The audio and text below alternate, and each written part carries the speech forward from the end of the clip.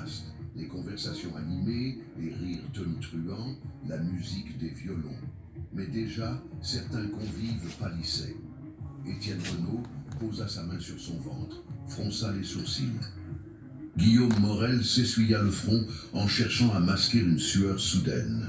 François de Latour but une gorgée de vin et s'arrêta net, surpris par une brûlure étrange dans sa gorge. Madeleine ne bougea pas. Elle se contenta de plisser légèrement les yeux, comme une prêtresse suivant l'évolution d'un rituel. Les premiers signes étaient là. La fête venait de basculer. Au début, ce ne fut qu'un malaise léger, presque imperceptible. Étienne Renaud, le premier, fronça les sourcils, comme gêné par une indigestion soudaine. Il porta la main à son ventre, chercha à reprendre la conversation, mais sa voix se brisa.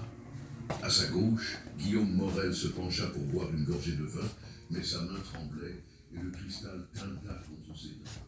Les autres rirent de ce qu'ils croyaient être l'ivresse. Personne ne comprit encore. Puis, en l'espace de quelques minutes, le faste se transforma. L'eau des champs, qui se vantait toujours de sa robustesse, s'écoula brutalement sur la table, renversant son assiette. Son visage devint livide, ses lèvres bleuirent. Il tenta de se lever, mais ses jambes refusèrent de le porter. Le silence tomba dans la salle. Les musiciens cessèrent de jouer. Tous les regards se fixèrent sur lui. Soudain, un cri retentit. François de Latour poussa sa chaise en arrière, renversant un chandelier. Sa main agrippait sa gorge, comme si une flamme invisible le consumait. Son cri se transforma en gargouillis atroce. La panique se propagea alors comme une onde. Les invités se levèrent, leurs visages tordus par la douleur. Certains vomissaient, d'autres convulsaient. D'autres encore frappaient la table dans une tentative désespérée de chasser le mal qui les dévorait.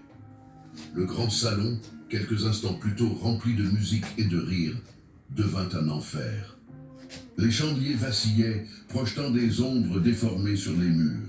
Les nappes blanches se tachèrent de vin renversé et de restes vomis. Les cris remplaçaient les conversations. L'air lui-même semblait chargé d'une odeur étrange, mélange d'épices, de sueur et de mort. Au milieu de ce tumulte, Jean-Baptiste Lafargue, maître de la maison, chancela.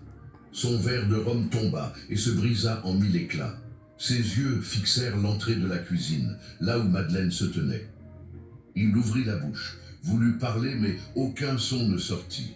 Il tendit la main vers elle, comme pour implorer, mais s'effondra de tout son poids, la bouche écumante. Madeleine ne bougea pas. Ses yeux suivaient la scène avec une intensité glaciale.